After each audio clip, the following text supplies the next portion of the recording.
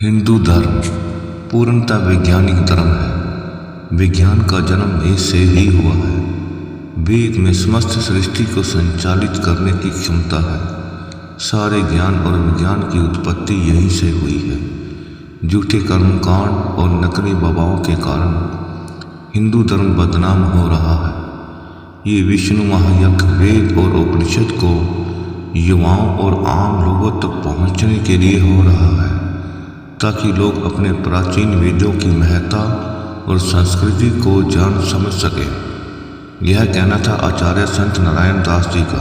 वे अंतराठाड़ी में अति विष्णु महायज्ञ स्थल पर आयोजित महासत्संग में प्रवचन दे रहे थे। कुछ समय पहले तक धर्म और विज्ञान को परस्पर विरोधी माना जाता था, लेकिन कुछ वैज्ञानिकों और विद्वानों के विश्लेषण से निकले निष्कर्ष से दोनों में बहुत कुछ समानताएं सामने आ रही हैं। भूवैज्ञानिक और पर्यावरण वैज्ञानिकों ने शिवलिंग से जुड़े वैज्ञानिक तथ्य खोजने के प्रयास किए हैं। शिवलिंग, जिसकी पूजा लगभग सभी हिंदू करते हैं, इसके बारे में एक वैज्ञानिक तथ्य भी है। संरचना, अगर आप बाबा एटॉमिक रिसर्च सेंटर मुंबई के न्यूक्लियर रिएक्टर की संरचना को देखो तो आप पाएंगे कि शिवलिंग और न्यूक्लियर रिएक्टर में काफ़ी समानताएं हैं। दोनों की संरचना भी एक सी है।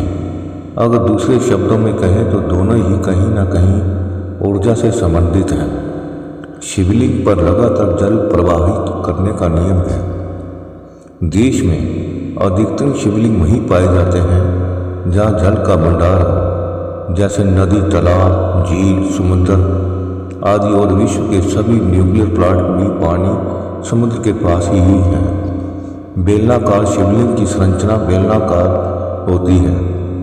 बाबा एटॉमिक रिएक्टर की संरचना भी बेलनाकार ही है। न्यूक्लियर रिएक्टर को ठंडा रखने के लिए जिस जल का उपयोग किया जाता है, उस जल को किसी और प्रयोग में नहीं लाया जा सकता। उसी प्रकार शिवलिंग पर जो जल चढ़ाया जाता है, उसको भी प्रसाद के रूप में ग्रहण नहीं किया जाता।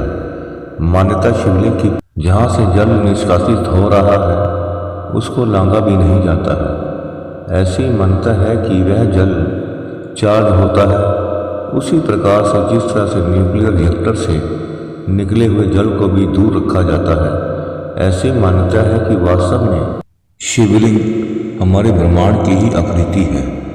जिस प्रकार से निरंतर ऊर्जा देते रहने से न्यूक्लियर रिएक्टर गर्म हो जाता है तथा उसको ठंडा रखने के लिए जल आवश्यक है, उसी प्रकार शिवलिंग को भी जल की आवश्यकता होती है।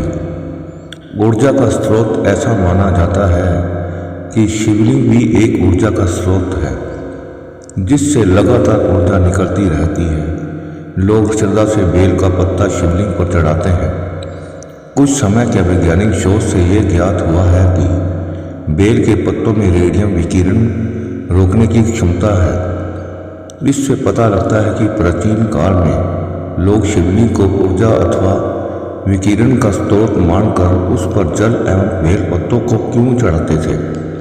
प्रचलित कथा ऐसा भी माना जाता है कि सोमनाथ के मंदिर में शिवलिंग में शनात्मक नामक एक पत्थर को हमारे पूर्वज ने छुपा के रखा था। इसके बारे में धारणा है कि ये रेडियो एक्टिव भी था।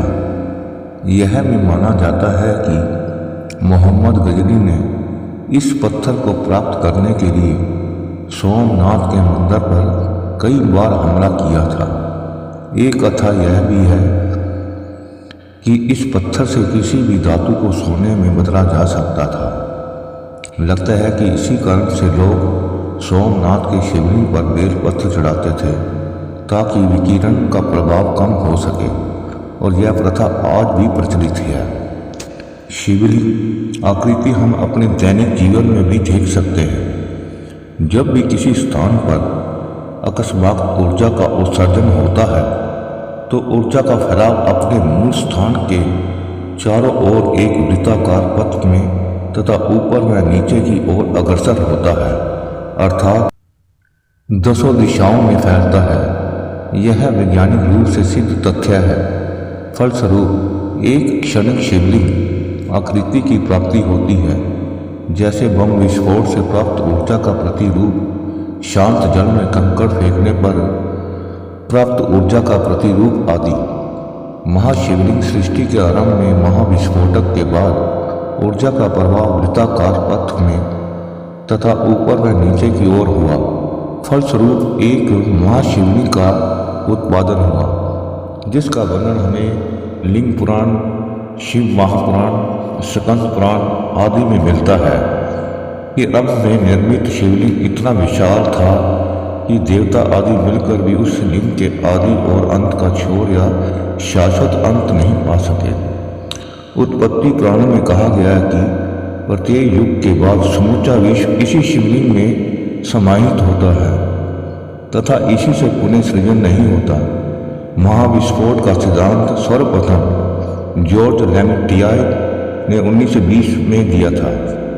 यह सिद्धांत कहता है कि कैसे आज से लगभग 13.7 खरब वर्ष पूर्व एक अत्यंत गर्म और घनी अवस्था से ब्रह्मांड का जन्म हुआ।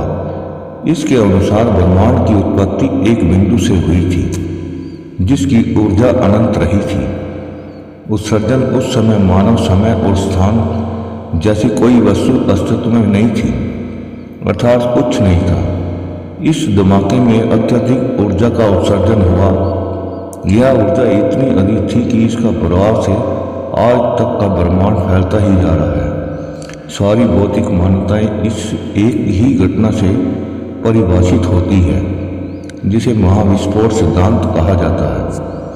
भौतिक पंचतत्व महाविस्फोट नामक इस धमाके के मात्र 1.43 सेकंड के अंतराल के समय अंतरिक्ष की वर्तमान मान्यताएं अस्तित्व में आ चुकी थी। भौतिकी के नियम लागू होने लग गए थे। 1.34वें सेकंड में ब्रह्मांड 1030 गुना तक फैल चुका था। हाइड्रोजन, हीलियम आदि के अस्तित्व का आरंभ होने लगा था। अन्य भौतिक पंचतत्व आकाश, वायु, अग्नि, जल, पृथ्वी बनने लगे थे। आधुनिक विज्ञान कई अवस्थाओं से निकलने के बाद आज एक ऐसे बिंदु पर पहुंचा है जहां ये सिद्ध कर रहे हैं कि हर चीज जिसे आप जीवन के रूप में जानते हैं वह सिर्फ ऊर्जा शक्ति जो स्वयं को लाखों करोड़ों रूप में व्यक्त करती है। वैज्ञानिक के अध्ययन में पाया गया है कि सभी ज्योतिर्लिंगों पर सबसे ज़्यादा रेडिएशन पाया जाता है। एक शिवलिंग एक न्यूक्लियर रिएक्टर्स की तरह रेडियो एक्टिव एनर्जी से परिपूर्ण होता है। यही कारण है कि इस प्रलयकारी ऊर्जा को शांत रखने के लिए ही शिवलिंगों पर निरंतर जल चढ़ाया जाता है, क्योंकि शिवलिंग पर चढ़ा पानी भी रिएक्टिव हो जाता है। इसलिए इस जल को बहाने वाले मार्ग को लांघा नहीं जाता। वही शिवलिंग पर चढ़ाया हुआ जल नदी के बहते हुए जल के साथ मिलकर औषधि का रूप ले लेता है।